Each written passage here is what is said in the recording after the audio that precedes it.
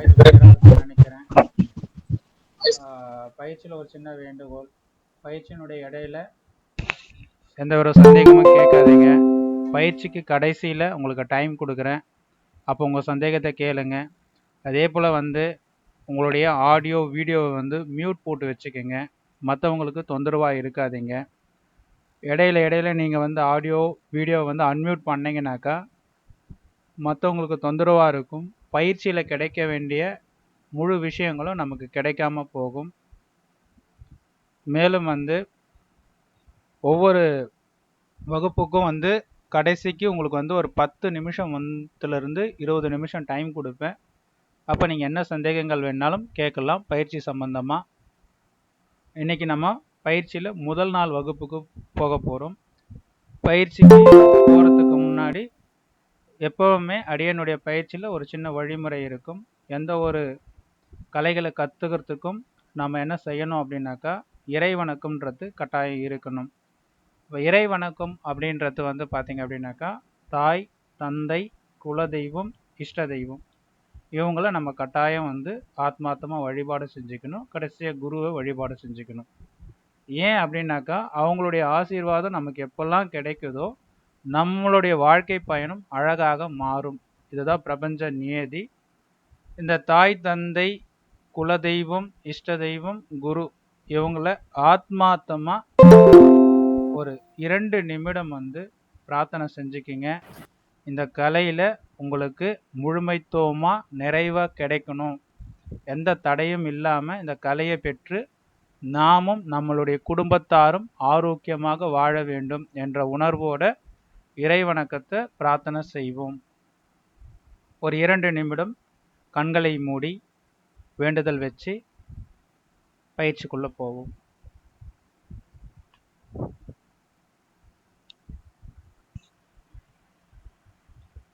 உங்களுடைய தாய் தந்தை மனதார எடுத்துட்டு வாங்க.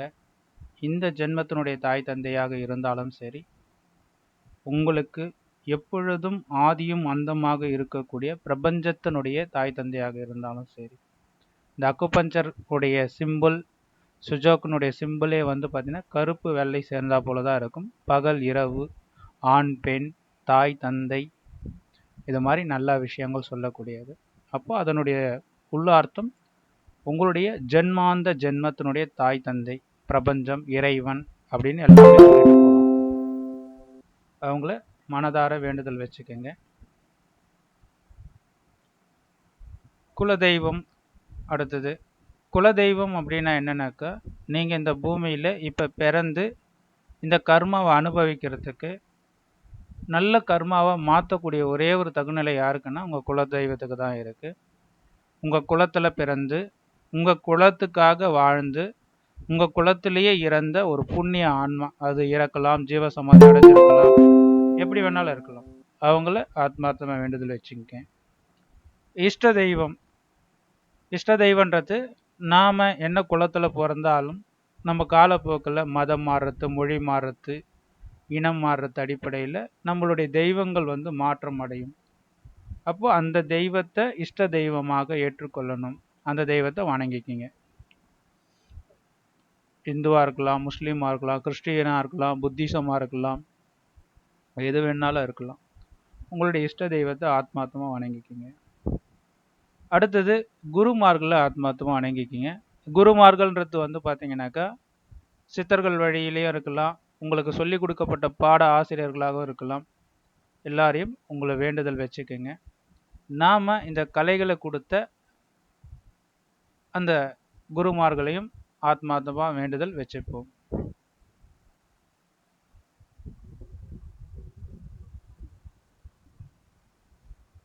ஓம் ஐந்து கரத்தனை யானை முகத்தனை இந்தில் இளம்பிரை போலும் ஈற்றினை நந்தி மகந்தனை ஞான கொழுந்தினை புந்தியில் வைத்தடி போற்றுகின்றேனே. ஓம் தத் புருஷாய வித்மஹே மகாசேனாய தீமஹே தன்னோ ஷண்முக பிரசோதயாத்.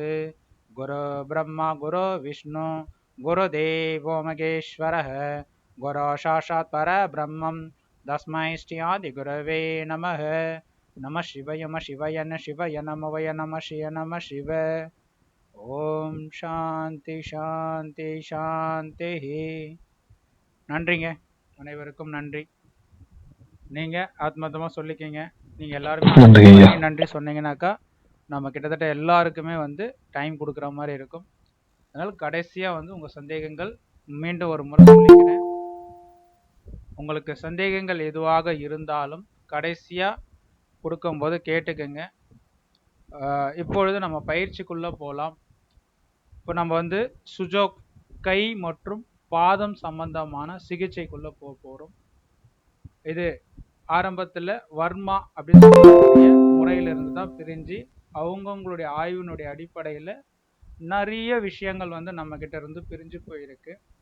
அந்த அடிப்படையில் இந்த சுஜோக்குன்றது கொரியன் அந்த இடத்துல இருந்து வந்ததாக சொல்லப்படுது. சு என்ற சொல்லுக்கு கை என்றும், ஜோக் என்ற சொல்லுக்கு கால் என்றும் அவங்களுடைய அர்த்தத்துல சொல்லப்படுது. நம்ம கையில் உள்ள வர்ம புள்ளிகளை தொட்டு இயக்குவதன் மூலமாக உடம்புல இருக்கக்கூடிய நோய்களை சரி செய்யலாம். மேலும் இது அதாவது எப்படி சொல்லலாம் அப்படின்னாக்கா, இது எப்படிங்க கையில வந்து தொட்டு இயக்கும் போது நோய் சரி செய்ய முடியும்? நம்ம வீட்டில் சுவிட்ச் பாக்ஸ் வச்சிருக்கோம். டிவிக்கு, ஃபேனுக்கு, ஒவ்வொன்றுத்துக்கும் லைட்டுக்குன்னு தனித்தனியாக சுவிட்ச் வச்சுருக்கோம். அந்த சுவிட்சு வந்து அங்கே டச் பண்ணும்போது என்னன்னாக்கா அந்த மின்னோட்டம் பாய்ந்து அந்த பொருளை வந்து இயக்கும். அதுபோல தான் நம்ம உடம்புல அங்கங்கே வந்து சில வர்ம புள்ளிகள் தான் சுவிட்ச் பாக்ஸ் அப்படின்னு சொல்லலாம். இந்த சுவிட்ச் பாக்ஸை நம்ம தொடும் போது என்ன ஆகும் அப்படின்னாக்கா அந்தந்த உறுப்புகளை போய் இயக்கி அதை வந்து ஆக்டிவேட் பண்ண செய்யும். ஆக்டிவேட் பண்ணும்போது அந்த உறுப்புகளுக்கு சக்திகள் வந்து பாயப்படும். சரிங்களா? இந்த அடிப்படையில் தான் வந்து இந்த கை மற்றும் பாத சிகிச்சைகள் வந்து இயக்கப்படுது.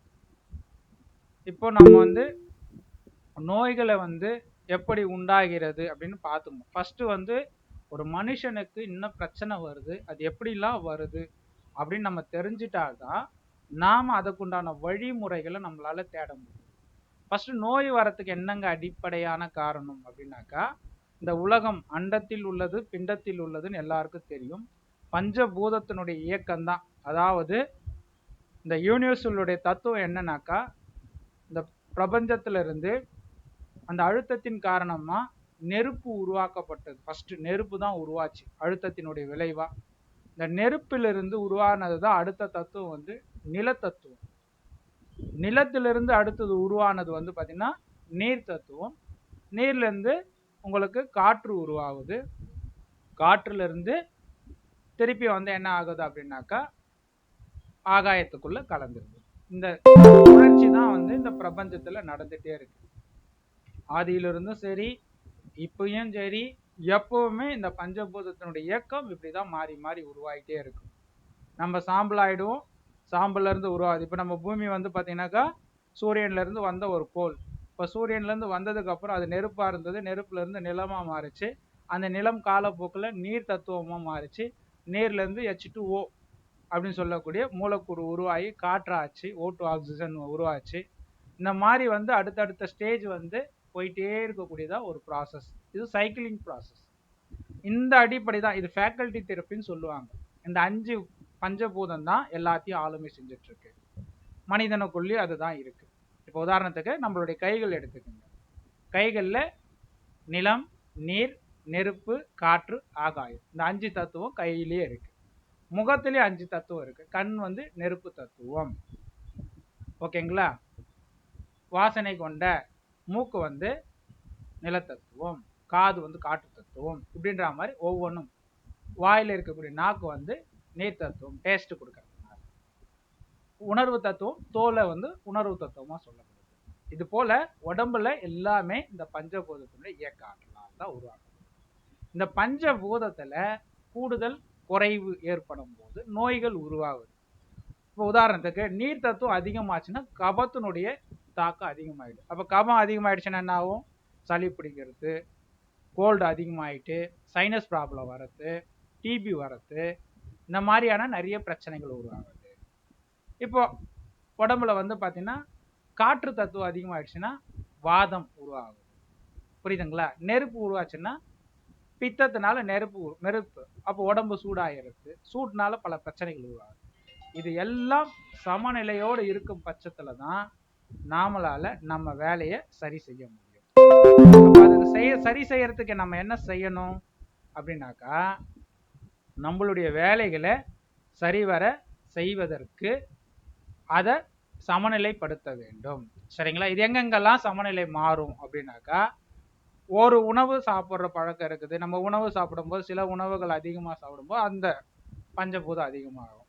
சில நேரத்தில் நம்ம அதிகமாக தூங்கும் போது, சில நம்மளுடைய உடல் இயக்கங்கள் மாறும்போது, இதனால் வந்து நோய்கள் வந்து மாற்றங்கள் அதிகமாக உருவாயிட்டு இருக்கு. அப்போ அதை சரி செய்யறதுக்கு தான் பல மருத்துவங்கள் உருவாக்கப்படுது. இதெல்லாம் வந்து ஆதியில் நம்ம சிவபெருமான் உருவாக்கப்பட்டதை முத்திரை பயிற்சி சொல்லியிருப்பாங்க. நம்ம சின்முத்திரை போடும்போது நெருப்பு, நீர் முத்திரை, ஆகாய முத்திரை, காற்று முத்திரை, இந்த மாதிரி பல முத்திரைகள் வந்து உருவாக்கப்பட்டது. முத்திரைகள் வந்து கிட்டத்தட்ட 100 கணக்கான முத்திரைகள் இருக்கு. ஒவ்வொரு முத்திரையும் நம்ம போடும், முத்திரைன்னா அமைப்பு போடும்போது ஒவ்வொரு மாதிரியான இதுதான். இப்போ வந்து பார்த்தீங்கன்னாக்கா, இந்த மாதிரி உடம்புல வந்து இந்த மாதிரி அமைப்புகளை வந்து இது பண்றது கைகள்லயே நம்ம சரி செய்கிறோம். அடுத்தது நோய்கள் எப்படி உண்டாகிறதுக்கு, அடுத்தது கழிவுகளுடைய தேக்கம், அடுத்த ப்ராசஸ். ஃபர்ஸ்ட் பஞ்சபூதத்தினுடைய கோட்பாடு மாறும் போதும் நோய் உருவாகுது. இப்போ பஞ்சபூதம் உடம்புல சரியா இருக்குங்க, அப்புறம் என்ன நடக்கும்? கழிவு தேக்கம். உடம்புல நீங்க தினமும் சுவாசிக்கும் போது, எதுவுமே சாப்பிடலைன்னா கூட என்ன ஆகும்? சுவாசம் செய்யும் போது என்ன ஆகும் அப்படின்னாக்கா, உடம்புல போயிட்டு நம்மளுடைய நுரையீரல்ல போயிட்டு அந்த காற்று வழியாக டஸ்ட்டு போய் போய் அதிகமாக கழிவு உருவாகுது. சரிங்க, நான் சுவாசமே செய்யலைங்க, எப்படி உருவாகும்னா, அடுத்த ப்ராசஸ் எப்படி உருவாகும்னா, மனக்கழிவு. மனம்ன்றது என்னது?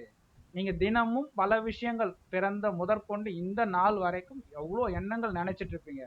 மனமது செம்மையானால் மந்திரம் ஜபிக்க வேண்டாம், மனமது செம்மையானால் மந்திரம் செம்மையாமே அப்படின்னு சொல்லப்பட்டிருக்கும். அந்த அளவுக்கு மனசை வந்து யார் ஒருத்தர் பக்குவமா வச்சிருக்காங்களோ அவங்களுக்கு நோய் வராது அப்படின்னு சொல்லப்படுது. அப்போ மனசையும் நம்ம என்ன பண்ணோம்? கழிவு தேக்கம் இல்லாமல் வச்சுக்கணும், தூய்மையாக வச்சுக்கணும். உடம்புல கழிவு தேக்கம் இல்லாத வரணும். இப்போ உடம்புல வந்து சாப்பிட்றீங்க, சாப்பிட்ட உடனே வயிறு போய் ஒரு மாதிரி அப்செட் ஆயிடுச்சு, கெட்டு போயிடுச்சு, மனசு எப்படி இருக்கும்? ஒரே குழப்பமா இருக்கும், என்னடா இது, நம்ம செய்ய வேண்டிய வேலை செய்ய முடியலையன்றது. அப்போ அந்த கழிவு ப்ராசஸ் சரியா இருக்கணும். அதற்கும் மருத்துவத்துல இதா இருக்கு. சரிங்களா? அடுத்தது சக்தி ஓட்ட பாதையில் தடைகள் ஏற்படுறது. சக்தி ஓட்ட பாதைன்னா என்ன? உடம்புல நாடி நரம்புகளால் பின்னி பிணைஞ்சிருக்கு. நீங்க ஒவ்வொரு சாப்பாடும் உள்ள போயிட்டு அது டைஜஷன் ப்ராசஸ் ஆகி அங்க இருக்கக்கூடிய சக்திகள் ஆகப்பட்டது அங்கங்க இருக்கக்கூடிய உறுப்புகளுக்கு அது எடுத்துட்டு போகணும். அந்த மாதிரி அந்த உறுப்புகளுக்கு எடுத்துட்டு போயிட்டு ஒவ்வொரு பாயிண்ட்டுக்கும் ஒதுக்கி ஒதுக்கி கொடுக்கும்போது அந்த உறுப்புகள் அதை வாங்கி சாப்பிட்டுட்டு அது தன்னுடைய பலத்தோட இருக்கும்போது தான் உடம்பு வந்து முழுமைத்துவம் பெறுது. இப்போ வீட்டுக்குள்ள ஃபுல்லா கரண்ட் இருக்கு, கரண்ட் இருக்கும்போது ஒரு பேஸ் மட்டும் கட் ஆயிடுச்சு, ஏதோ ஒரு பீஸ் எகிரிடுச்சு, மற்ற பகுதி எல்லாமே நல்லா எரிஞ்சிட்டு இருக்கும், நல்லா ஒர்க் ஆகிட்டு இருக்கும், அந்த பகுதி மட்டும் ஒர்க் ஆகாது. இது காலப்போக்கு ஆக ஆக என்ன ஆகுனா நம்ம உடம்பு செயல் இழக்க ஆரம்பிக்கும். கை கால் விழறது, உறுப்புகள் டேமேஜ் ஆகுறது, இருதய நோய் வரது, இந்த மாதிரி வரது. சரிங்களா? ரெண்டு விதத்துலங்க. இப்போ வந்து சக்தி ஓட்டங்கள் டேமேஜ் ஆனாலும் கழிவு உறுப்புகள் டேமேஜ் ஆகும் போதும் நோய்கள் அதிகமாகுது. எப்படி சொல்லலாம்னாக்கா, நீங்க ஒரு குப்பை தொட்டி வீட்டில் வச்சிருக்கீங்க, டெய்லியும் அதில் குப்பை போட்டே வச்சுட்டு இருக்கீங்க. டே பை டே என்ன பண்றீங்க? குப்பை போட்டுட்டு கிளீன் பண்ணாதையே வச்சுட்டு இருக்கீங்க டெய்லியும். அப்ப என்ன நடக்கும் அங்க அப்படின்னாக்கா, அதுல புழு பிடிக்க ஆரம்பிக்கும். அதுல இருந்து புழு பிடிச்சி நாற்றம் வந்து அந்த இடம் ஃபுல்லா வந்து ஃபுல்லா நாஸ்தி ஆயிடும். அப்போ கெட்டு போயிடும் அந்த இடம் ஃபுல்லாவே. இதுதான் ஒவ்வொரு மனித உடம்புலையும் நடக்கிற ஒரு ப்ராசஸ். என்ன மாதிரி நடக்குதுன்னாக்கா, நீங்க உடம்புல செய்ய வேண்டிய ஆக்டிவிட்டிஸ் சரியா இல்லாத பட்சத்துல, சக்தி ஓட்டங்கள் நாடி நரம்புகள் சரியா இயங்காத பட்சத்துல அந்த இடத்துல தேக்கம் அடைகிறது. தேக்கம் அடைஞ்ச என்ன ஆகுதுனாக்கா கெட்டு போகிறது. கெட்டு போகும்போது என்ன ஆகுதுன்னா அந்த இடத்துல பலவிதமான நோய்கள் உருவாகுது. அப்போ இதுக்கு தான் வந்து ஜென்ரலா சொல்லியிருப்பாங்க, காலை மாலை உலாவினும் ஒரு பாட்டு இருக்கு, சின்ன வயசுல படிச்சிருப்பீங்க. உடலில் உறுதி உடையவரே உலகில் இன்பம் உடையவரா, இடமும் பொருளும் நேமாளிக்கு இனிய வாழ்வு தந்திடுமோ, சுத்தம் உள்ள இடமெங்கோ சுகமும் உண்டு நீ அதனை நித்தம் நித்தம் பேணுவையே நீண்ட ஆயுள் பெறுவாயே. காலை மாலை உலாவினும் காற்று வாங்கி வருவோனை காலை தொட்டு கும்பிட்டு காலன் ஓடி போவானே. இந்த பாட்டினுடைய அர்த்தம் வந்து சின்ன வயசுல அழகா, இன்னைக்கு அந்த அளவுக்குலாம் கிடையாது. இன்னைக்கு ஃபுல்லா கமர்ஷியலா தான் போயிட்டு இருக்கு. ஒரு 10 வருஷத்துக்கு முன்னாடி 15 வருஷத்துக்கு முன்னாடிலாம் எப்படி இருந்தனாக்கா, ஒரு மனித குலத்துக்கு எது நல்லது கெட்டது ஒழுக்கம் எல்லாத்தையும் பத்தி இருந்தது. இன்னைக்கு அதெல்லாம் கிடையாது. அப்படி பார்த்தீங்கன்னா ஃபர்ஸ்ட் ஒரு விஷயம் நம்ம என்ன தெரிஞ்சுக்கணும்னா, உடம்பு ஆரோக்கியமா இருக்குன்னா இடம் பொருள் நேமாலினா நான் சோம்பேறிக்கு தான், அது மனுஷனுக்கு கிடையாது. சுத்தம் எங்க இருக்குதோ அங்க வந்து சுகம் இருக்கும். அதே போல கூழானாலும் குளித்தே குடி கந்தையானாலும் கசக்கி கட்டு அப்படின்னு சொல்லியிருப்பாங்க. சுத்தமா வச்சுக்கணும் உடம்ப. உடம்பு வந்து காலை மாலை உலாவினும் காற்று வாங்கி வருவனை. அப்ப நீங்க தினமும் நடைப்பயிற்சி செய்யறீங்க, தினமும் யோகா பயிற்சி செய்யறீங்க அப்படின்னும் போது உடம்புல ரத்த ஓட்டங்கள் சீரா செயல்படும். நோய்கள் ஆகப்பட்டது உடம்புல வராது. ஏன்னா எங்கே தேக்கம் அடையாது. ஃபர்ஸ்ட் ஒரு விஷயம் தெரிஞ்சுக்கிங்க, தேக்கம் அடையறதுனால தான் நோய் வருது. இன்னைக்கு என்ன பண்றோம், பழைய ப்ராசஸ் எல்லாம் தூக்கி போட்டாச்சு. மாவு அரைக்கிறது கையில கிடையாது, குனிஞ்சு பெருக்கிறது கிடையாது, தினமும் வந்து வீடு குனிஞ்சு நிமிர்ந்து கோலம் போடுறது கிடையாது, விவசாயத்துல போய் இறங்கி வேலை செய்யறது கிடையாது. இன்னைக்கு எல்லா ப்ராசஸும் எளிமையா மாறி போயிடுச்சு. சேர்ல உட்காரோம், கீழே கூட உட்காரது கிடையாது. அப்ப என்ன ஆகுனா ரத்த ஓட்டங்கள் ஃபுல்லா ஃப்ளட்ஜ் ஆகாது. பாடியில் அங்கங்கே தேங்கி அப்படி அப்படியே நின்றுடும். காலப்போக்கு மூட்டு பிடிப்பு, எலும்பு பிடிப்பு, தசை பிடிப்பு, ரத்த ஓட்டம் சரியில்லை, கெட்டு போச்சு, கேன்சர்.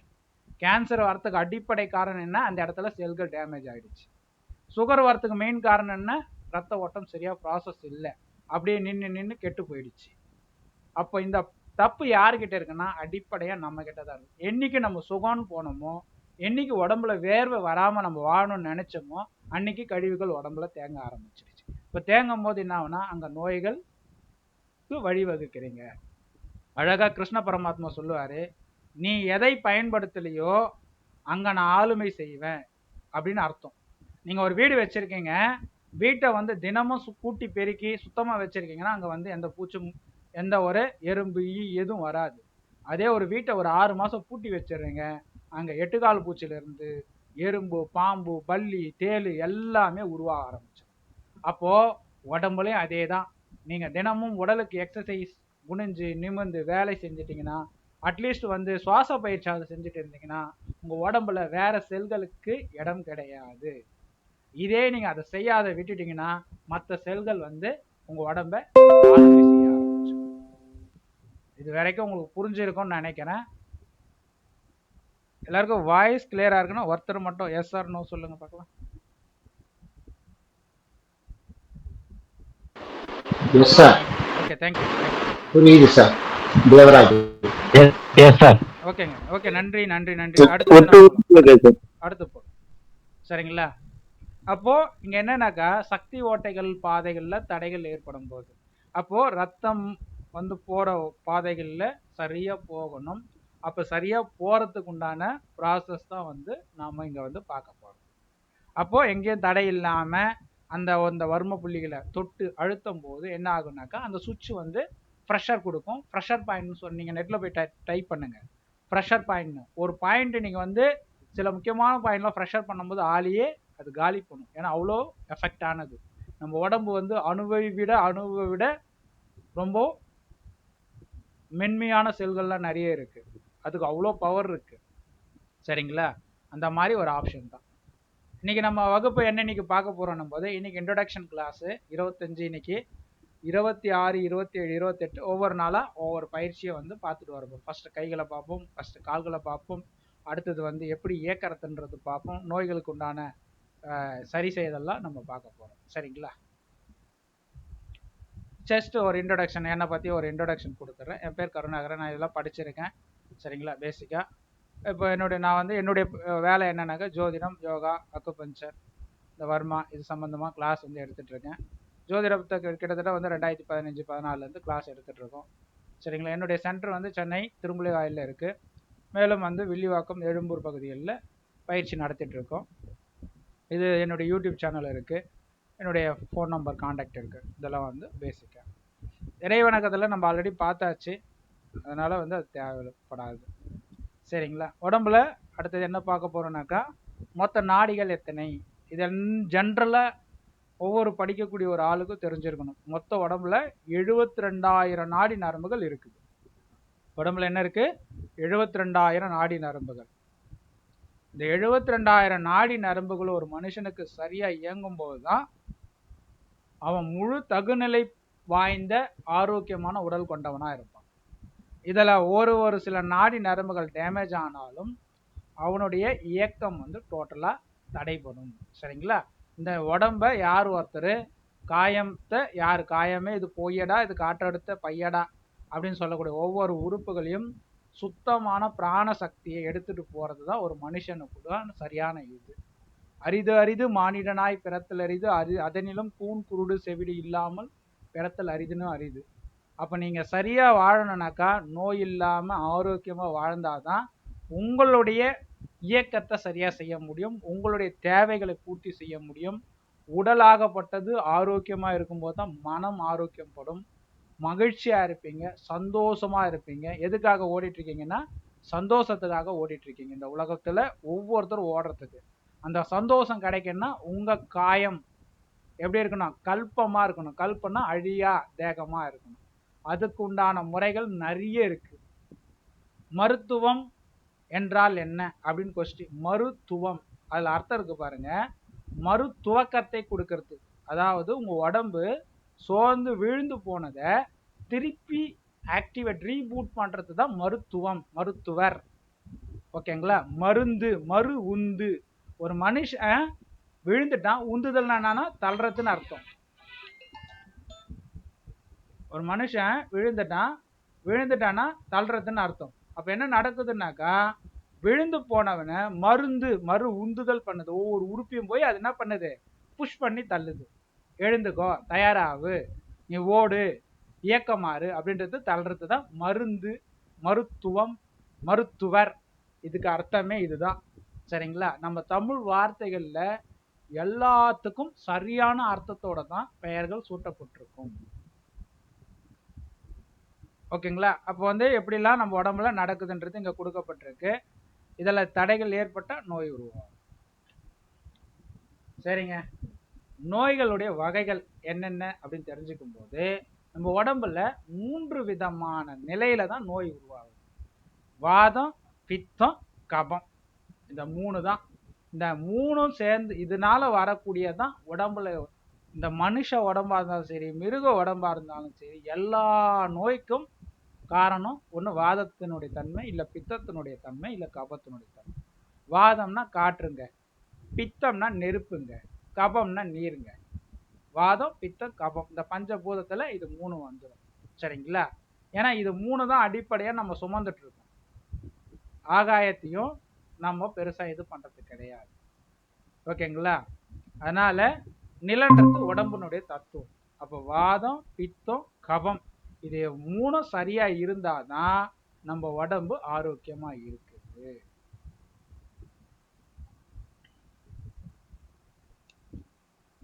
இதனால் எவ்வளவு நோய்கள் உருவாகுது. ஒரு மனுஷனுக்கு இந்த வாதம், பித்தம், இந்த கபத்தினால ஒரு மனுஷனுக்கு எவ்வளவு நோய் உருவாகுதுன்னா சித்தர்கள் கூற்று பிரகாரம் 4448 நோய்கள் பொதுவா உருவாகுது.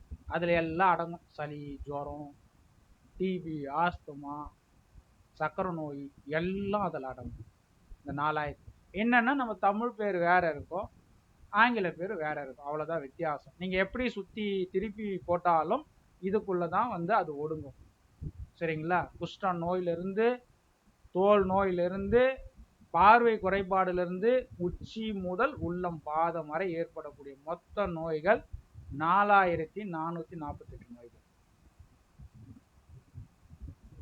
சரிங்களா? இந்த 4448 நோய்கள் ஃபர்ஸ்ட் நம்ம என்ன சொன்னோம்? பஞ்சபூதம். அதுல மெயினா ராஜ உறுப்புகள் சொல்லக்கூடியது நம்ம உடம்புல எத்தனை இருக்குன்னா ராஜ உறுப்புகள் 12 ராஜ உறுப்புகள் இருக்கு.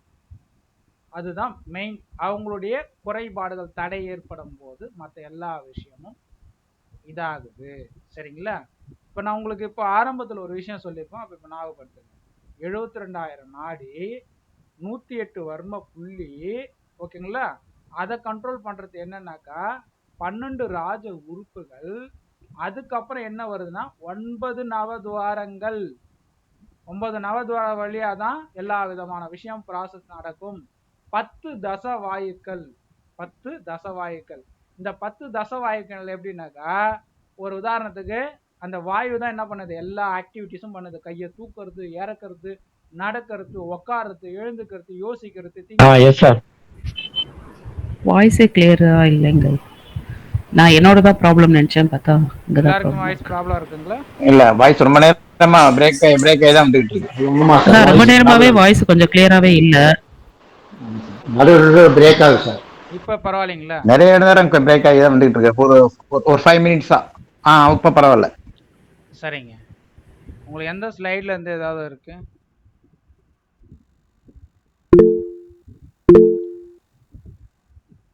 இந்த வாதம் பித்தம் கபம் வரும், அதுல இருந்தே வாய்ஸ் கிளியராவே இல்லைங்க சார். ஓகே, இதுல இருந்தே இல்லைங்கல்ல. ஓகே, ஒன்றும் ப்ராப்ளம் இல்லை. நான் அந்த ரெக்கார்டை வச்சிருக்கேன், உங்களுக்கு ஷேர் பண்ணுறேன், நீங்கள் பார்த்து தெரிஞ்சுக்கங்க. சரிங்களா? இன்னைக்கு மட்டும் ரெக்கார்டு கொடுக்குறேன். Okay sir, thank you. ஓகே, நாளைக்கு வந்து நாளையிலேருந்து உங்களுக்கு இண்டிவிஜுவலாக குரூப்பில் க்ரியேட் பண்ணிடுறேன். அடுத்தது, உடம்புல மொத்தம் 12 உறுப்புகள் இருக்குது. இந்த 12 உறுப்புகள் இதுக்கு தான் வந்து ஒரு காரணத்தை இப்போ சொல்லிட்டு வந்தேன். உடம்புல மொத்தம் 72,000 நாடி நரம்புகள் இருக்குது.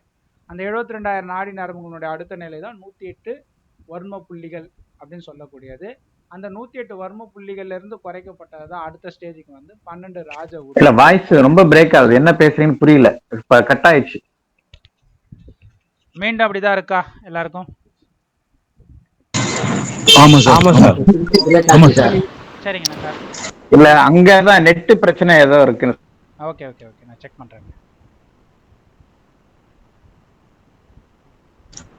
பேசுறீங்க, திருப்பி பிரேக் ஆகுது, திருப்பி பேசுறீங்க, வருது சார். ஆடியோ சரியில்லை. இப்போ ரீகனெக்ட் பண்ணிருங்க. இப்போ கொஞ்சம் செக் பண்ணி பாருங்க.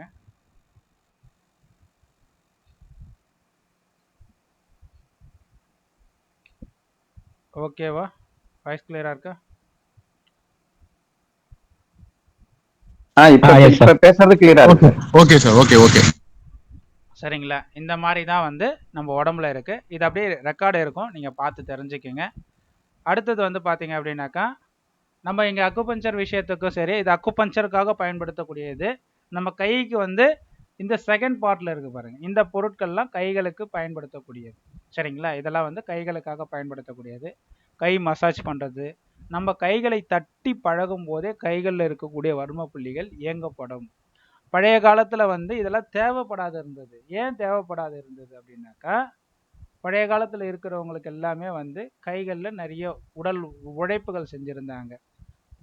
மாவு அரைக்கிறதுக்கு, ஏறு தழுவுறதுக்கு, விதை விதைக்கிறதுக்கு, பூமியோட நம்ம வந்து கைகளை பயன்படுத்தி வேலை செஞ்சுட்டு இருந்தோம். அதனால் பல பிரச்சனைகள் வராமல் இருந்தது.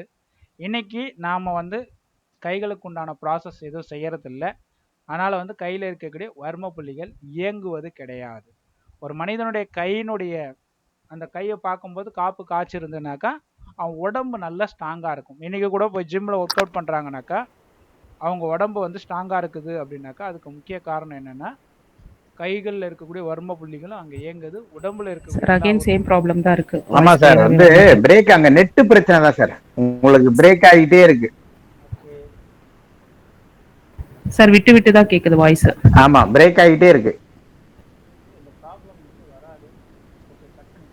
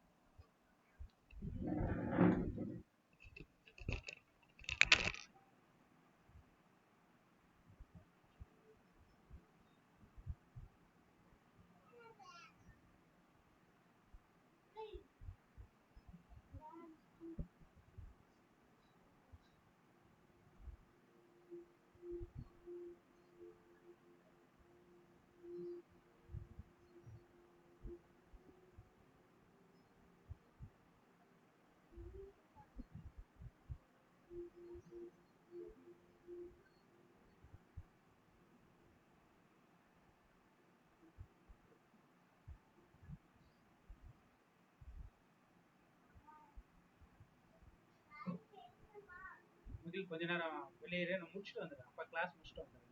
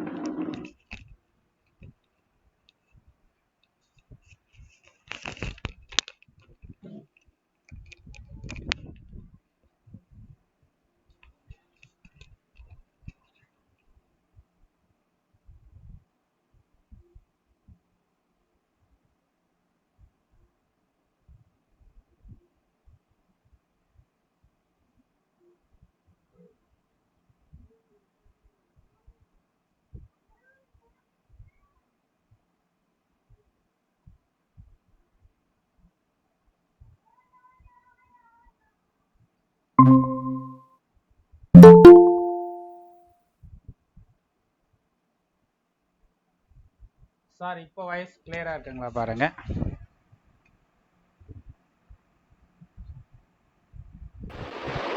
இருக்கு சார். பேசுறது கிளியரா இருக்கு சார். ஓகே, நன்றிங்க. இது கொஞ்சம் நெட் ஏதோ டிஸ்கனெக்ட் ஆயிருக்கு, அதனால தான். ஓகே, இப்போ நான் டிஸ்ப்ளே பண்ணிக்கிறேன், பார்த்துக்கங்க.